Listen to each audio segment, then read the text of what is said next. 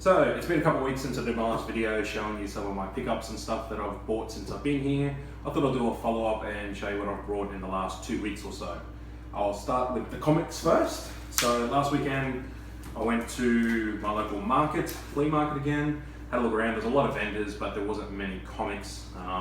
So I didn't end up spending too much money, but I did pick up issue 4 of A Next, which is the first appearance of American Dream, the one that all the cosplayers love, and a copy of issue 2 of Police Action, which is from Atlas Comics. Atlas Comics were Marvel before they became Marvel, and this is one of their police stories. There's nothing special about it except for the fact that it's an Atlas comic. It's pretty old. I can't remember what year it was made, but it's got a Larry Lieber cover. Larry Lieber is Stanley's brother, so he did the cover. It's very Jack Kirby's. I think it's a pretty cool cover. So I've got that. I've got both of them for $1. So I thought, why not? On Saturday, I went up and did a trip around and went to another comic book store. I ended up in Zap Comics. I think it was in Manahawkin, which is just north of me. It was Independent Comic Book Day. So they had a representative there from Red Anvil Comics. Had a look through all his stuff, and he convinced me to buy his War of Independence series that they've got going on at Red Anvil. It's issue 1, 3, and 2, and then another Shadow Flame issue. War of Independence, I haven't read it yet, it looks pretty interesting. I don't know if you could see it from the cover, but it's basically almost every American or European independent comic book character that you can think about appearing in. Everyone from Gumby to Too Much Coffee Man, Captain Canuck from Canada, and they all tie into some sort of big crossover. So I'll read them at some stage and check them out. Also, I was at Zap Comics. I thought I'd have a look at some of their other stuff. There's issue 4. Had a look at their war books and see what they got. I picked up 2 copies of Harley Quinn Rebirth issue 1. That's the regular cover, and then the black and white variant cover. Both of these are the Zap Comics exclusive, so it's their store exclusive. I thought, well, I'm only ever going to go to Zap Comics probably once, so I might as well grab their store exclusive, even if it is Harley Quinn. But it's not bad. Yeah, so they were $25 for both issues. Whatever. I had a look at the war books. I had something really interesting. I had 2 things really interesting in Zap Comics on their war books. They had a copy of issue 8 of X-Men the First Series from 1963. I think they wanted $80 or $90 for it. It was in okay condition, probably very good. I came pretty close to buying that. Then I saw some other stuff. And the other thing they had that was really interesting was they had a copy of Avengers number 2. They only wanted $150 for it, I think it was. And I know you're thinking $150 for Avengers 2, why didn't you buy that? I didn't, because someone had cut up the cover. The cover basically had images, I haven't looked it up, it must have had images of like Iron Man and, I don't know, Ant-Man or something, and someone had cut those pictures out. So the whole book was intact, cover was okay, except it was missing 2 big holes where 2 characters had stood, so I couldn't bring myself to buy a book that I couldn't really put on a shelf and show off. So Avengers number 2 I did not buy. That was pretty cool to see Avengers number 2. What I did buy instead though, because their prices I thought were really good, they had complete back issue bins and stuff like that. They had a whole bunch of Uncanny X-Men's, which I looked at. They were selling Uncanny X-Men's like between issue 150 and 200 for like $2 each. That's pretty good, no matter where you go. So I thought about buying a whole stack of them, but I thought no, instead I'll just buy a couple of war books. And I ended up picking up X-Factor number 6, which is the first full appearance of Apocalypse. Paid $28 for it. Back home, that's still like a $30, $40 book, I think it was back in Australia. So to get it for like $28, I was pretty happy. It's a book I've owned before, sold it, thought I'd buy it again. The one that really grabbed my eye though, because I've never seen it before and something I've always wanted to get, is this, and it's issue 199 of Superman. Why is it so good? Because it's the very first Superman vs. Flash race. Obviously, it's always been debatable who's the fastest, and they've run 3 or 4 times since this issue, but this was the very first issue.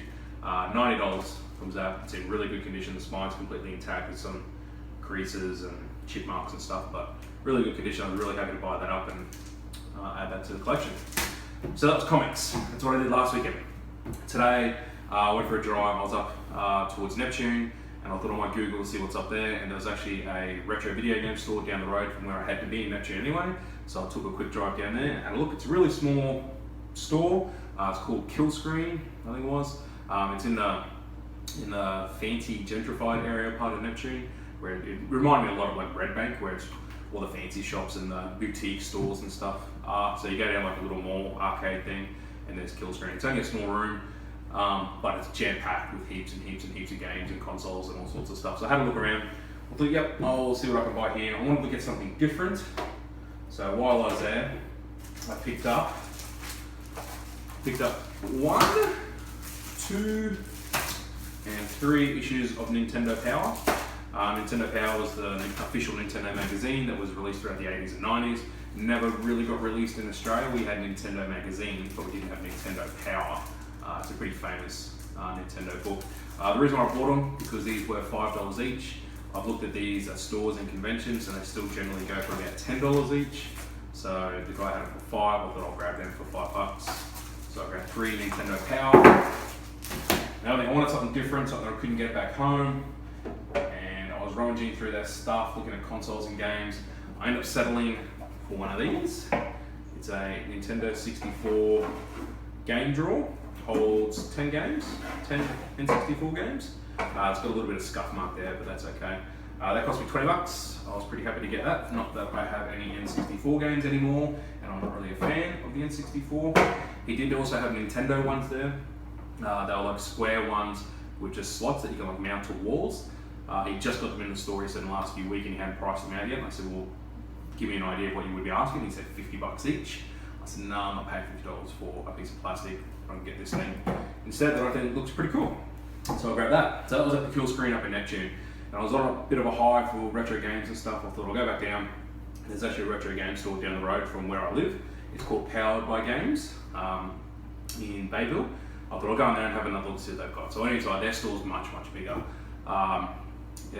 Games and consoles, everything from all the old Atari stuff all the way up to PS4 and stuff like that. Their prices seem pretty good as well. So I was having a look through there, and I thought, I'm going to commit. I'm going to buy a reasonably big ticket item. I thought I want to get something that, again, that I can only really get over here. So I was looking at, they had Game Gears, they had unboxed and boxed. The box one was $80. I thought, oh, that's tempting, but Game Gears break down all the time, so I didn't really want to do that. They had a few Game Boy Play It Louds, they were like $50 in the box. I thought that's pretty cool. They had an Atari 5200 for $150. I thought about that really hard, but it's in a giant box. It's just not practical, and I wouldn't be able to hook it up to a TV because I'm so old. They had a whole bunch of Super Nintendo, Nintendo Genesis, all that kind of stuff. I was looking around and I thought, oh, what do I want to get?